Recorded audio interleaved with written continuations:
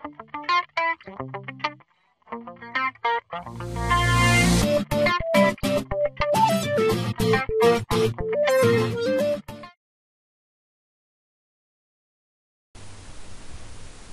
morning, good afternoon, good evening, ladies and gentlemen.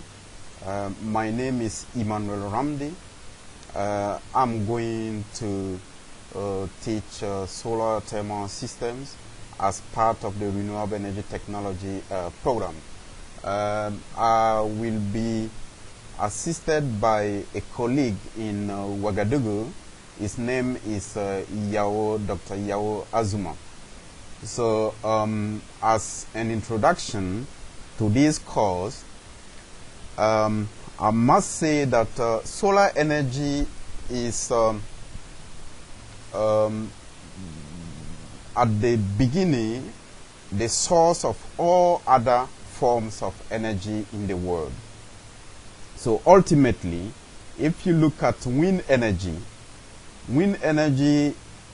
takes place simply because you have the sun, creating warmer places and cooler places, and because of the temperature gradient, you have some wind natural convection taking place, creating a wind.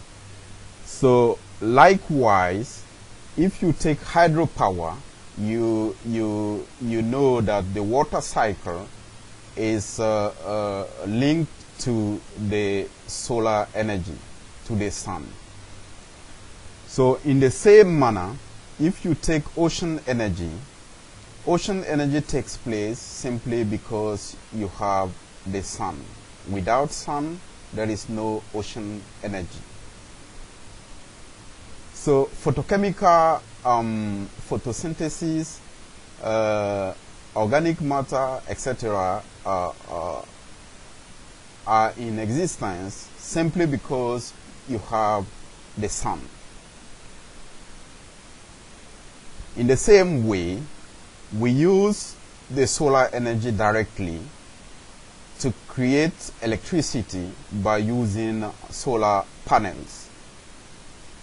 Solar thermal is also used in water heating, in cooling of buildings, in refrigeration, and also for creating electricity. That's using concentrating solar power, CSP. So ultimately, almost all the forms of energy originate from the sun. See, if there is no sun, there wouldn't be wind energy, there wouldn't be hydropower, there wouldn't be ocean energy, there wouldn't be photochemical conversion. Now, if you look at the fuel share of the world primary energy supply, unfortunately, you look at this chart, unfortunately, renewable energy accounts for 13%. And if you break down renewable energy, you see that the part of solar is almost zero. So basically, we need to address this situation for two good reasons. The number one reason is that greater part of the world population doesn't have access to modern energy services. We even talk about energy poverty. Likewise, we talk about money poverty. Somebody doesn't have money into his pocket, is poor. So someone who doesn't have access to modern energy services is equally energy poor. So greater part of the world population is energy poor, unfortunately. So if you look at this picture, it's a satellite picture being taken during the night. So of course, some parts of the world are brighter than others. Okay, we could argue that when the satellite picture was being taken, there was light off in some parts of the world. That's why they are dark. We could also argue that these places are dark simply because the population density is very low. But nevertheless, the fact of the matter is that about 500 million people in sub-Saharan Africa live in the dark. They simply don't have access to electricity. So the number one reason why we should go for renewable energy is that fact: lack of energy services, lack of access to energy services. The number two reason is pollution. We all know that pollution with CO2, etc., create what is called global warming. And global warming is being said to be the major cause of climate change. So the number two reason why we should go for renewable energy like solar energy is global warming, climate change. Fortunately, if you look at this map is the solar map of the world.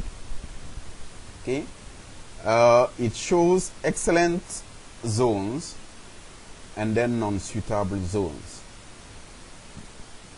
So when you look at this map, greater part of the world are either excellent, good, or suitable zones in terms of solar energy. Africa is even at the heart of these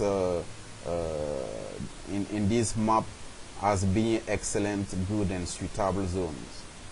Okay. Good.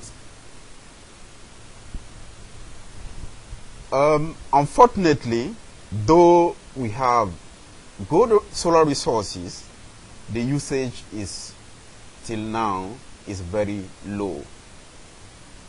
So this cause is part of the programs aiming at addressing, these shortfalls.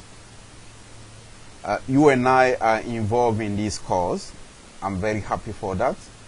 It is our small way of addressing, lack of energy services and energy and climate change problems. So for this particular cause, solar thermal energy, the objectives of the course are outlined as follows: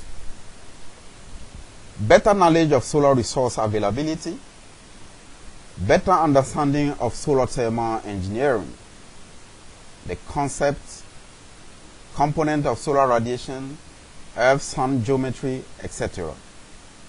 Sound knowledge of existing solar thermal technologies and their applications, and ability to size low temperature solar thermal systems as well as concentrating solar power systems. The outline of this course will be Chapter 1, Solar Resource and Climatic Data, Chapter 2, Low Temperature Solar Thermal Power, Chapter 3, Solar Water Heating, Solar Drying and Solar Cooking, Chapter 4, Solar Cooling, Chapter 5, Introduction to Concentrating Solar Power, and Chapter 6, Concentrating Solar Power, Hybrid Systems and Storage. So let's move to Chapter 1, but before that, on your screen you see some few references. online references, free references are available on the internet. There are many. So feel free to go and look at them.